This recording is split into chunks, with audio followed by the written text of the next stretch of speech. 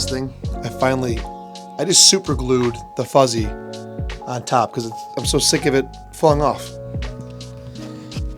All right, what's up everybody? Welcome back to the channel. This will be a quick video, but you know, if you're somebody that shoots Fuji and you're interested in the 35mm focal length and different options that Fuji has, one of the ones you'll inevitably run up against is this bad boy right here, which is the 23mm f1.2 Voigtlander lens for Fuji X mount. Now, there's a couple things about this lens that are really cool and what attracted me to it. First of all, I'm into lenses that are of this size. Like I'm into the Fujicron size. You know, you get into the Fuji lenses that are 1.4, 1.2, they get a lot bigger. They become kind of that full frame thing. And even though they're optically better and sharper and all that kind of stuff, most of the time, I just really like the size of this because it's an aesthetic for me. It's the whole Fuji thing for me.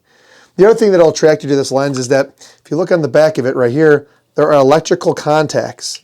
And so this lens natively talks to the Fuji body. So when you look up EXIF data, you can see what it was shot at and all that different stuff.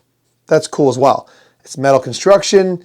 It feels very premium. Comes in, you know, the usual Voigtlander boxes that you would get if you were shooting Voigtlander on something like Leica M mount. It's all good. And I've been shooting this lens for about, I don't know, 3 weeks now. And I'm at the point where I either need to decide to keep it or return it. And I'm super conflicted.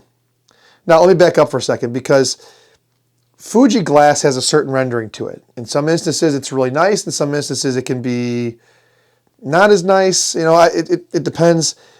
And one of the things I've always been interested in is how kind of Leica glass and even some of the Voigtlander glass on my Leica M cameras, which, by the way, I sold my Leica M, whatever it was, 262, but how those render on those cameras.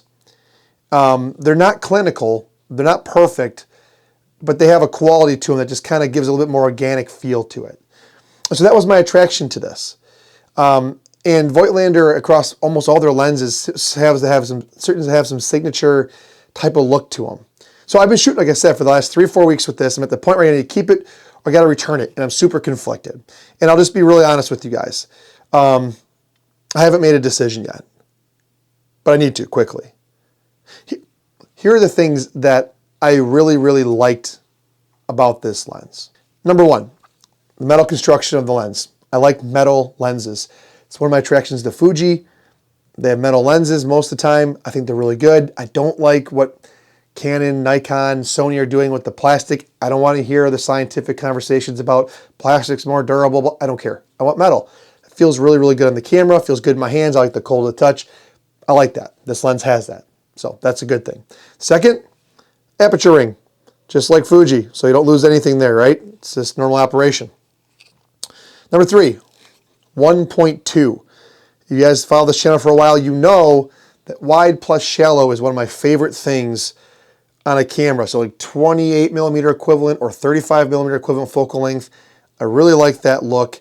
And so this lens provides that. And it candidly is the offset from the 23 f2 where, you know, f2 you're still getting some separation, but it's not like 1.2. What else? I like the fact that it does talk to the camera with the mounts. I like all of that. That's all good. From an optical standpoint, let me show you guys a couple pictures here. This lens is not sterile wide open. At 1.2, I had a hard time finding its like critical sharpness, but it didn't bother me because if you're just pixel peeping, then you know this isn't the lens for you. But I think at 1.2 it's still sharp enough where it's not going to bother you at all, and it has a nice soft. That's not the right word. It has a nice like fall off to it. And so it has that look that I really like. I like that about it a lot. I like the fact that when you shoot into highlights, let me show you this real quick. Shooting into highlights, it kind of has a glow to it. Now, some people don't like that glow. I think it adds a little bit of character, a little bit of dreaminess to the image. I kind of like that. And it has that glow. But I think that's about where it stops.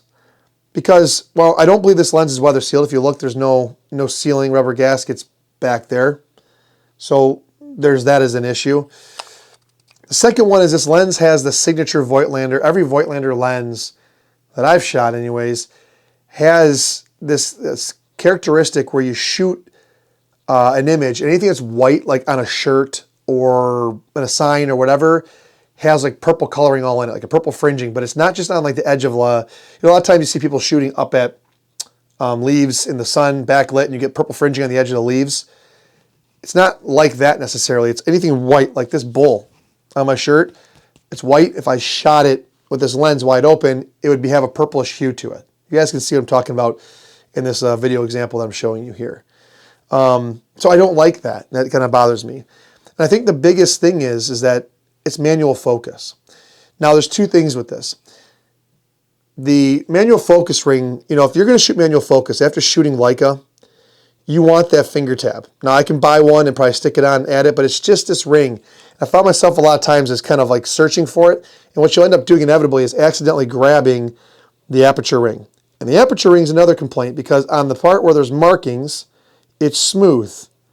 So when you go to grab it, you know, you're here or you're here, but sometimes I would grab it and it's all smooth. You don't even know.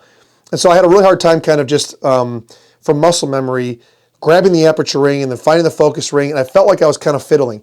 It's the reason why I've bought Leica 4 times now and sold Leica, is because I like the idea and the concept and all that of it, but when it comes to reality, like that, I don't like to fiddle around as much. And those are the things I don't like. The price also for a manual focus lens is a little pricey. I'll put the price up here. I think it's like $600 something. So, you know, you can get a lot for $600 on Fuji. You know, there's alternatives for you guys to look at. You can, of course, go with the 23 f2. They're very different lenses. That's autofocus, similar size. You go with the Sigma 23 1.4. That doesn't have the metal construction, kind of has this like tube steak looking body, but it's like $500 something. It's a good lens. Or you can go with the first gen 23 1.4 with the manual focus clutch. That has a lot of great characteristics to it. Or you can go with the new 23 1.4 WR lens, which is a lot more money. It's like $900 for that lens.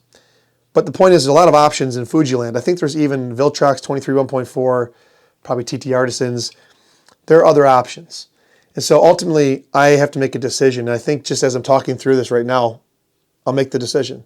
I'm going to return it because of two things. I think if I want a character lens, I can buy something like TT Artisans or 7 Artisans. I think that I could do that.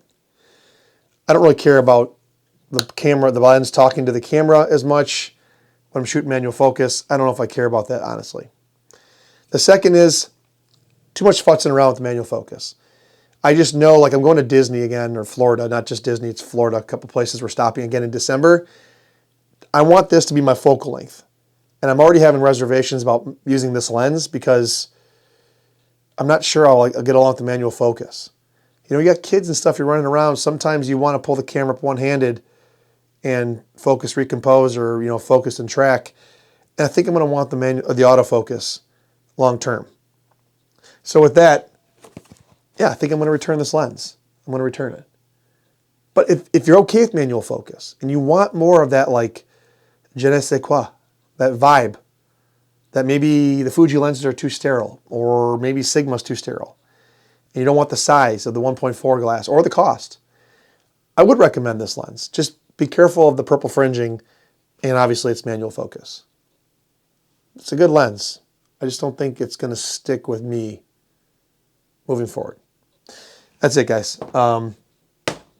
I got a card reader for the Nikon D70, the CCD sensor. So next video, I hope to be out shooting a little bit, walking and talking with you guys, and taking some photos. I'll see you guys in the next video. Appreciate you guys watching. I'll see you next time.